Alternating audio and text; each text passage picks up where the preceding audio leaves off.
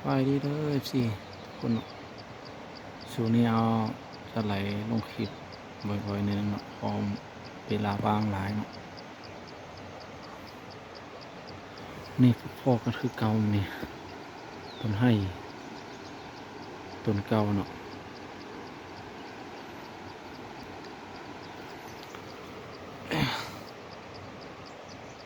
เลาะยิงนกมันจุกเนาะอย่างเดียวเนาะ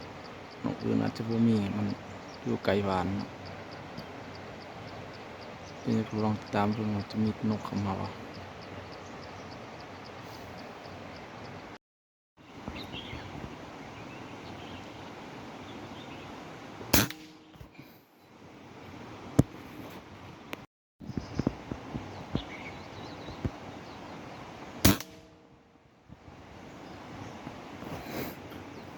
เรียบร้อยเนาะจุลกเนาะ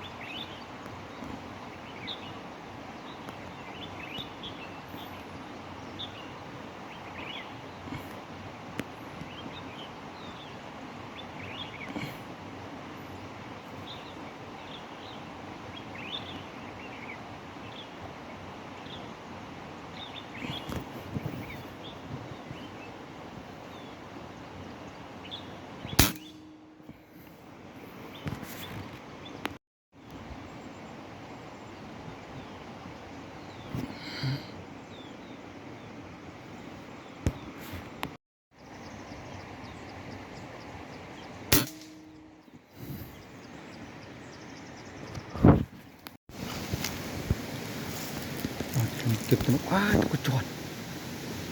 แล้วปั๊บมีกระจวนเลยทุกคน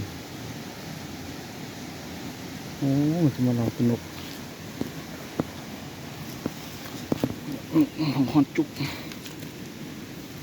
ตุกประมาณ4-5 ตัวเนาะลองจะเห็นกี่ตัวแล้วปั๊บมีตัวกระจวนนำ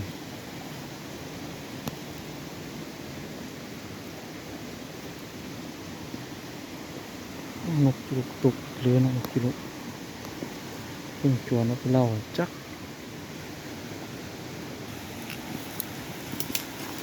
ตัวที่2นกสมที่ไหน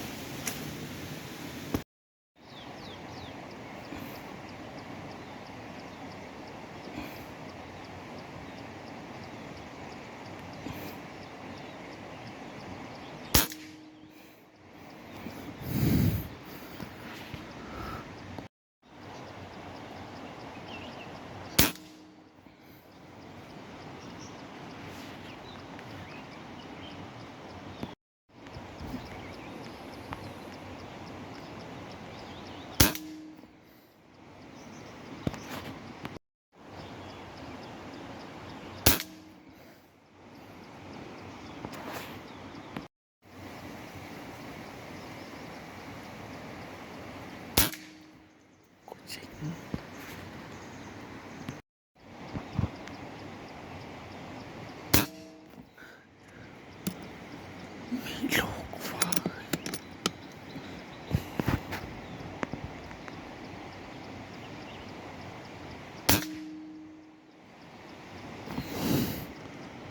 ลืมซื้อลูกว่าจ้า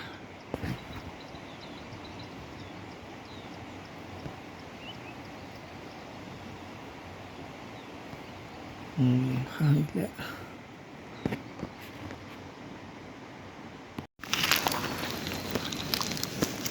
เรามาสเก็บนก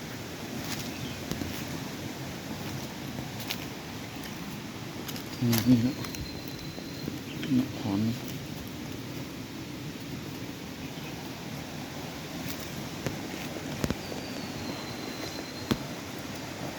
ตัวนี้มาจูมาชมกดไลค์จู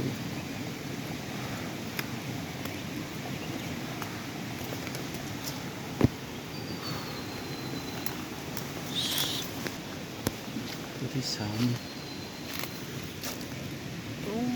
มาชมลายเลยลายนกพิรุขนมตกมาข้างรูข้างหรือ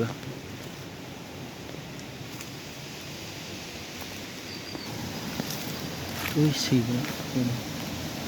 กลางน้ำเลย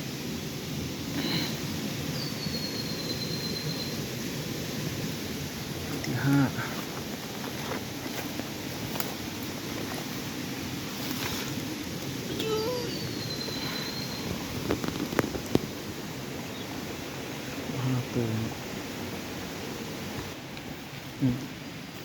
ตัวกระเล็ดตะกี้จริง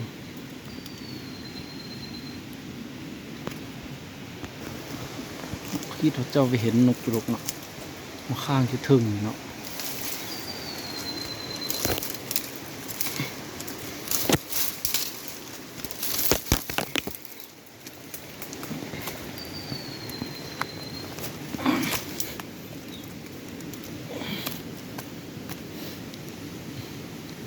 ใหญ่อยู่นะ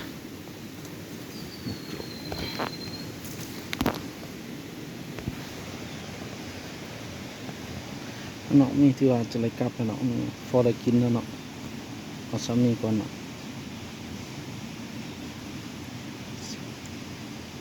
ที่ว่าอะไร15 ตัวเนาะ